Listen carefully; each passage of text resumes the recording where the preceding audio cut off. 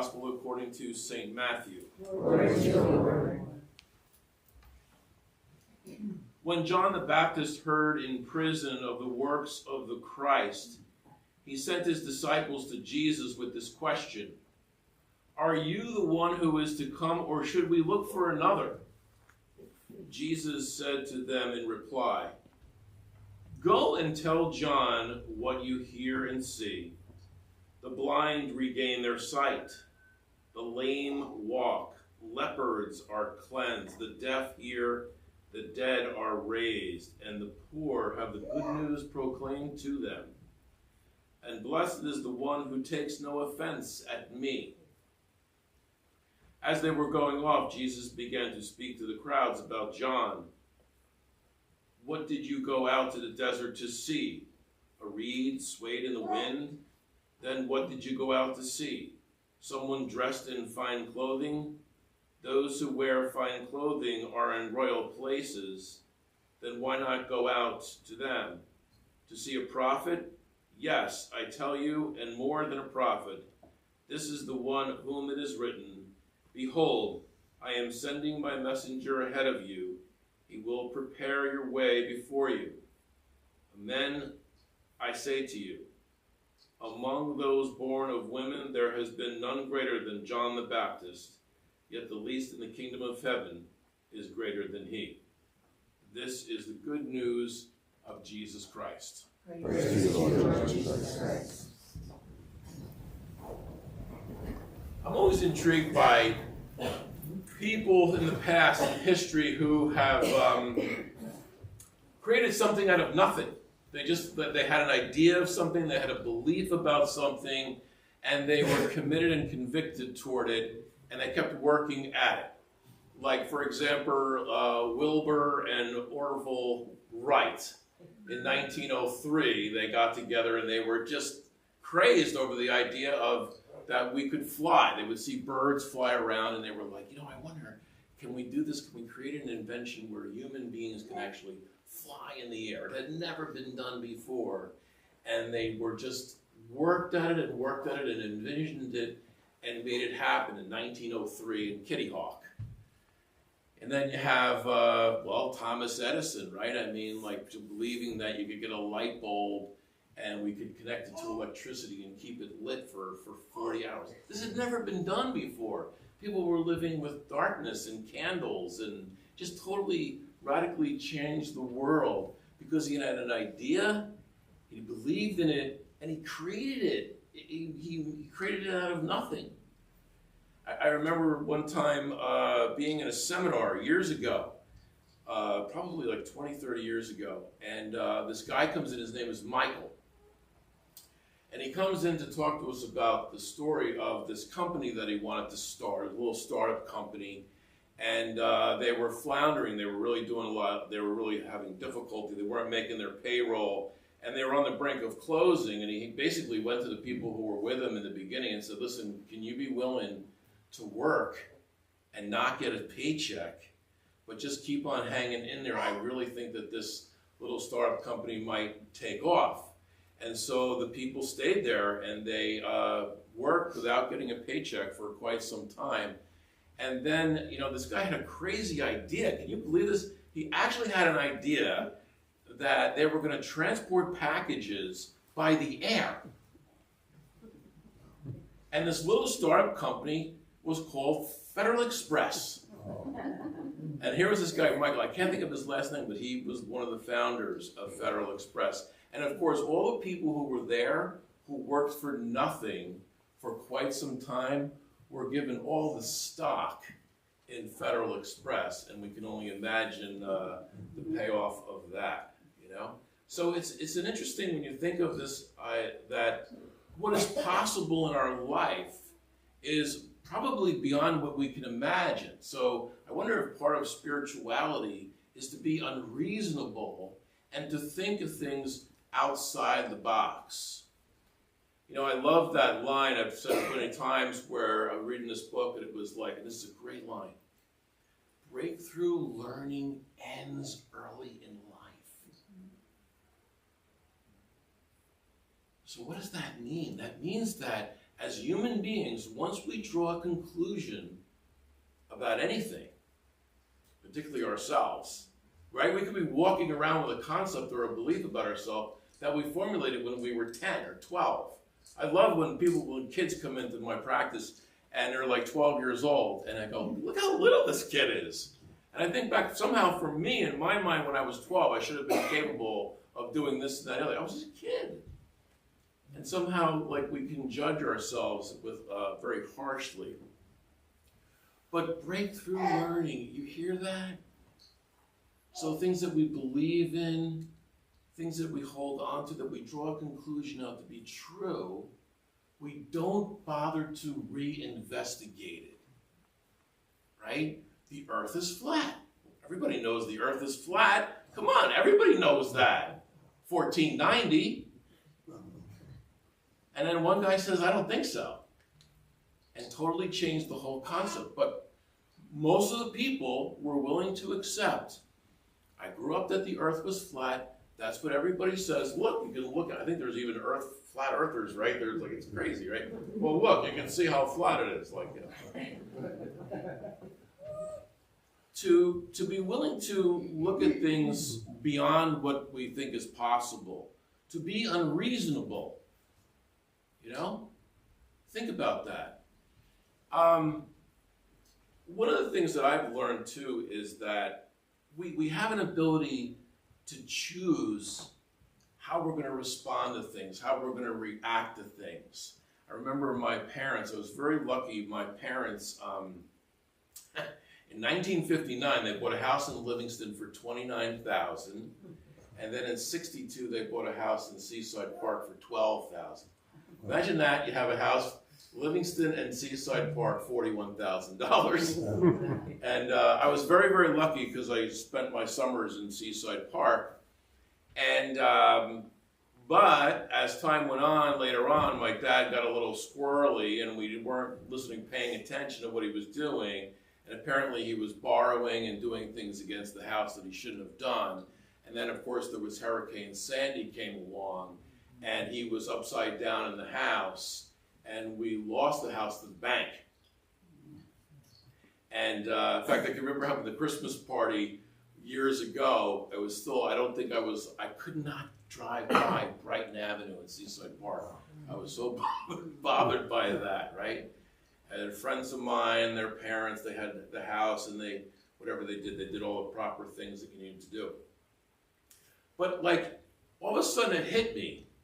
I could be bothered by that, or I could like really just to celebrate and appreciate all those wonderful summers at the Jersey Shore that I got to experience. I had a choice in my attitude toward things that have happened. Now that's maybe a superficial example, but when you think of like our lives right now, what is your attitude toward the things that have happened in your life?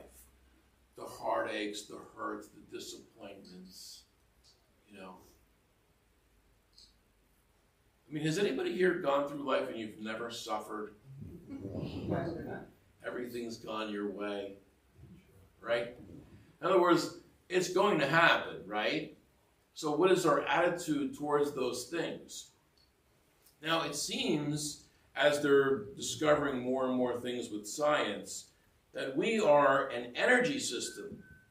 We are a vibrational energy. We are vibrating energy. You ever feel that when somebody is like, you know, negative or down?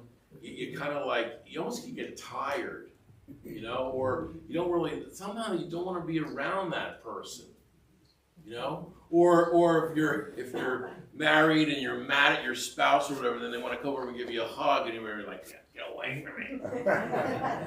You know, it's like there's like a negative energy going on there for a while. So you want to think about that. We are emanating a vibrational energy. Anger, resentment, negativity. It slows us down, it bogs us down, and it actually is very detrimental to our physical health. That our vibrational energy has a lot to do with physical health. So it's in our best interest. It's interesting when you look at Jesus talking about love and forgiveness, it's almost like he knew that the highest vibrational energy there is to love, is to give of yourself to another human being. Where if we're angry and resentful, it bogs us down and it's really not good for our health. You hear that? You know, it's like when I think about when we come here, we look at religion, and well, it's like it has to change. There has to be like a shift. There can't be this thing that,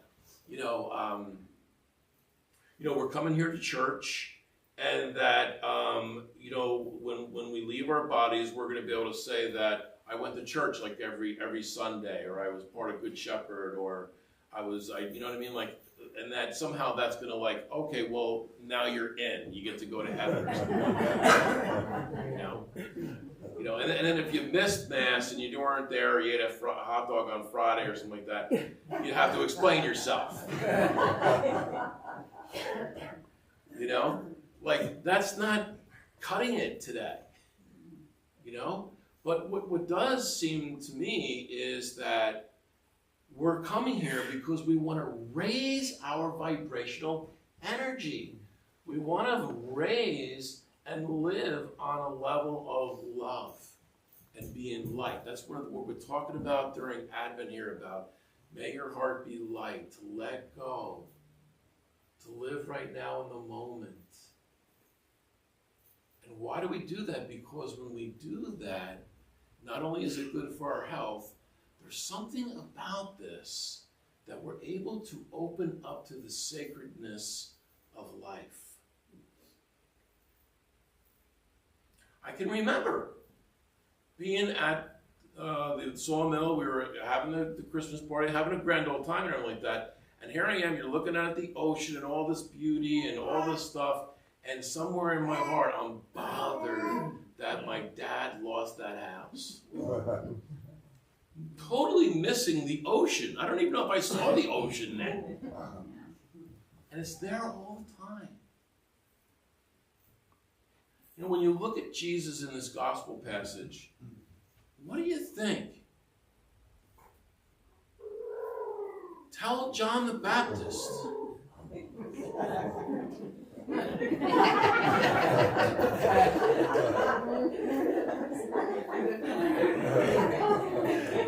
It's a bird call.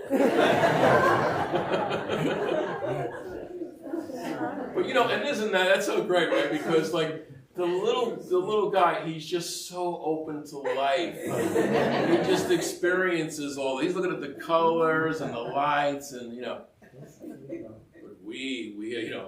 we have this mind, Well, yeah, I mean, we have this mind, and yet this mind is very, very powerful. This mind can cause us to be bogged down and hold on to resentments, or this mind could live in the world of possibility. What's going to happen the rest of today? We don't know. But can we leave here and be open to the possibility that something wonderful is going to happen?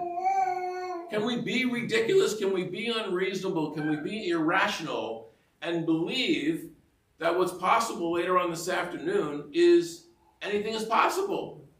It could be a fantastic, wonderful afternoon. What do we want to create? I think part of being spiritual is I'm getting rid of woundology. I'm a victim. I'm wounded. It's funny. I don't know, my sciatica, my leg, whatever, and I don't want to. Now, my point is to not talk about this, is that they say that people would rather talk about their pain. You ever do that? You meet somebody, and within like 10 minutes, they're telling you all their woes. What do? I'm thinking the minute I feel good physically, I'm just gonna like, boy, I feel good today. I'm gonna move my leg around and just enjoy that my body is like not killing me. But isn't it funny? We focus on the negative and not the positive. We focus on the pain and not well-being. Why do we do that? So with Jesus here, tell John the Baptist that the blind see, the lame walk, the deaf hear, the lepers are cured. Now, on one level, we could say, well, yeah, people have their eyes open, they see things differently, they hear the birds chirping, they hear things differently. But there is, a certain amount of evidence that Jesus did heal people, that people were cured of various things that they were afflicted with. That Jesus was so aligned with the divine, so aligned with the power of the living God, that healing and miracles occurred because of Jesus Christ. And there are documentations of people that have their eyes are bad, or they have cancer or something, and the next thing you know, they go in there and there's no sign of cancer, there's no tumor. That to be aligned with this vibrational energy. Is that possible? I believe it is. I believe that what happens is we get so bogged down in the material world and our physicality and our bodies, and so oftentimes today becomes just like yesterday. We just keep on repeating the same thing. Like an emotion is really like a memorized, it's a memory. Our emotions are a memory from the past. But what if we could be, it's almost like that Narnia thing, you go in the cabinet or the armoire or whatever, and you open it up, and then you just like leave all this behind, and you enter into this brand new world that is so fantastic. What do you think? What's possible? Do we keep on recreating the same thing over and over again? Or is it possible that we could open up to the fact that we are not physical? I don't even know do we really appreciate who we are? What are we? We're all sitting here and you look marvelous. But imagine if we look around here, just get a sense of this, that we are all vibrational, spiritual energy living in a body. And what is possible for us in terms of healing our bodies, healing our emotions, letting go of the things that have hurt you, forgiving, letting go of anger and the disappointments. In many, many ways, when I had that insight about the house, like that, it really does not bother me anymore. I really could care less. Was that a miracle? That we can just totally change the way we experience our life by changing our attitude and changing the way we look at things. And when we change the way we look at things, I think it has an impact on our actual life. Now, we have some people here who are hurting, who, I don't know everybody's detail, right? We have emotional pain, we have heartaches, people I know have lost their husbands and their wives, disappointment, things that have happened to people that they know, children, grandchildren. And I'm going to say this, I'm going to mention Deacon Terry has cancer. Mike Kroll is in the hospital right now with an infection. And guys, if you're listening to this, I believe absolutely you can be totally healed of your cancer and the infection and the physical things that come into our body. I think that we are capable of healing physically and emotionally, beyond our wildest imagination. But we need to have that breakthrough learning ends early in life.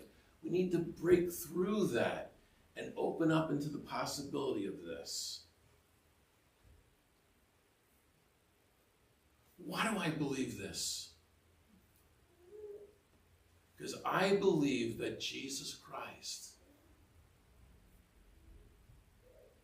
healed people in their mind and in their heart because he was so aligned with Jesus Christ. That's what we're here for. We're not here to follow Jesus. We're here to become the Christ. We're here to become that in our mind and our heart. And when we do experience that, we experience a healing on every level of being human. I know that you guys believe this because everyone here, and you think about it, we're all here for one reason, because we're disciples of Jesus Christ.